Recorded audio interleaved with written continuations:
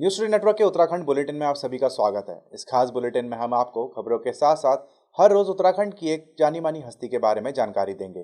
तो चलिए बुलेटिन की शुरुआत करते हैं हेडलाइन से। सीएम त्रिवेंद्र सिंह रावत ने 2030 तक रखा सतत विकास का लक्ष्य, शहरी क्षेत्रों के लिए की बड़ी घोषणा। कुंभ 2021 की तैयारियों को लेकर एक्शन में दिखे गढ़वाल आयुक्त, अधिकारियों को दिए जल्द कार्य पूरा करने के निर्देश। उत्तराखंड पहुंचे भाजपा प्रदेश महामंत्री, भाजपा संगठन को मजबूत करने के लिए भरी हुंकार। सशस्त्र सीमा बल दे रहा 10वीं पास युवाओं को नौकरी का सुनहरा मौका, 1522 पदों पर निकाली भर्ती। अब समाचार विस्तार से। मुख्यमंत्री त्रिवेंद्र सिंह रावत ने सचिवालय में UNDP centre for public policy and good governance नियोजन विभाग के सहयोग से तैयार सस्टेनेबल डेवलपमेंट गोल मॉनिटरिंग के लिए तैयार डैशबोर्ड का विमोचन किया। मुख्यमंत्री त्रिवेंद्र सिंह ने कहा कि 2030 तक सतत विकास का जो लक्ष्य रखा गया है, इसके लिए और तेजी से प्रयासों की आवश्यकता है। इस दिशा में कुछ क्षेत्रों में अच्छा कार्य हुआ है। राज्य में कुपोषण से मुक्ति के लिए चलाए गए अभियान, अटल आयुष्मान उत्तराखंड योजना, जल संचय, संरक्षण और नदियों के पुनर्जीवीकरण की दिशा में भी अनेक प्रयास किए गए हैं। लोगों को स्वच्छ एवं उच्च गुणवत्ता युक्त पेयजल उपलब्ध कराने के लिए अनेक प्रयास किए जा रहे हैं। ग्रामीण क्षेत्रों में मात्र 1 रुपये में पानी का कनेक्शन दिया जा रहा है। सीएम त्रिवेंद्र की माने तो शहरी क्षेत्रों में भी जल्द ही पानी का कनेक्शन सस्ती दरों पर दिया जाएगा। उनकी माने तो इन सभी प्रयासों से आने वाले समय में बहुत अच्छे परिणाम प्रदेश में देखने को मिलेंगे। खबर कुंभ मेले की तैयारियों की। उत्तराखंड में होने वाले कुंभ 2021 की तैयारियों को लेकर हरिद्वार में आयुक्त गढ़वाल ने सभी अधिकारियों की समीक्षा बैठक की है। बैठक के दौरान उन्होंने अधिकारियों को निर्धारित समय में मेले की सभी तैयारियों को पूरा करने को कहा। ऋषिकेश में आस्था पथ पर बाढ़ नियंत्रण की कार्य योजना बनाने के भी उन्होंने निर्देश दिए। कोविड नियंत्रण के लिए 1000 बेड के कोविड अस्पताल के बनाने के लिए उन्होंने पतंजलि से वार्ता करने की बात कही। गढ़वाल आयुक्त ने जानकारी दी कि कुंभ मेले के 80% कार्य 15 दिसंबर तक पूर्ण हो जाएंगे। वहीं बचे हुए कार्यों को 31 दिसंबर 2022 तक पूरा किया जाएगा।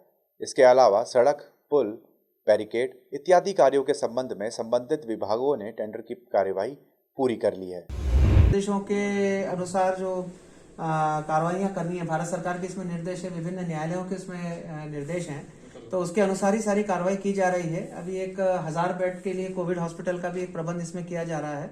अस्थायी हॉस्पिटल का 150 बेडेड हॉस्पिटल है, उसका प्रबंध किया जा रहा है। उसके अलावा भी जो सोशल डिस्टेंसिंग है, मास्क है और जो अन्य जो सावधानियां रखनी है, जो बायोमेडिकल वेस्ट है उसके प्रॉपर डिस्पोजल की व्यवस्था करनी है, साफ सफाई है, सैनिटेशन है, तो उन सब का भी प्रबंध इसमें किया है। उत्तराखंडी शख्सियत में हम आज आपको बताने जा रहे हैं पद्मश्री डॉक्टर शेखर पाठक के बारे में। डॉक्टर शेखर पाठक उत्तराखंड के एक भारतीय इतिहासकार, लेखक और विद्वान हैं। वह 1983 में स्थापित हिमालय क्षेत्र अनुसंधान के लिए पीपल्स एसोसिएशन के एक संस्थापक, कुमाऊं विश्वविद्यालय नैनीताल में इतिहास के पूर्व प्रोफेसर और नई दिल्ली में 3 मूर्ति पर समकालीन अध्ययन के लिए केंद्र में एक नेहरू फेलो हैं। उन्हें भारत सरकार ने 2007 में पद्मश्री से सम्मानित किया।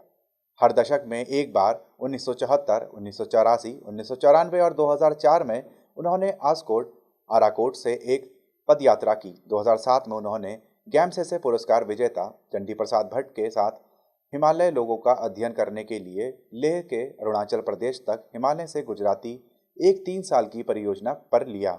उन्होंने डॉक्टर उमा भट्ट के साथ एशिया की पीठ के अनुसार हिमालय एक्सप्लोरर पंडित नैन सिंह रावत की जीवनी एशिया की पीठ पर भी लिखी।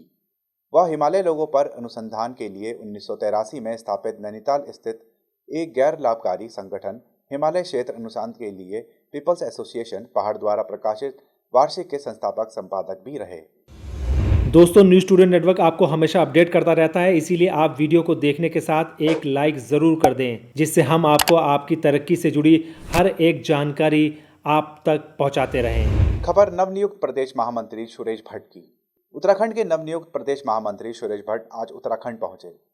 भट्ट का रुद्रपुर और हल्द्वानी में कार्यक्रम हुआ, जहां उन्होंने संगठन को मजबूत करने की बात कही। सुरेश भट्ट ने कहा, भाजपा के लिए नेशन फर्स्ट है और पार्टी बाद में, जबकि दूसरी पार्टियों के लिए परिवारवाद पहले है, नेशन बाद में। उन्होंने कहा कि वह लगातार हरियाणा में रहकर पार्टी की सेवा करते रहे हैं।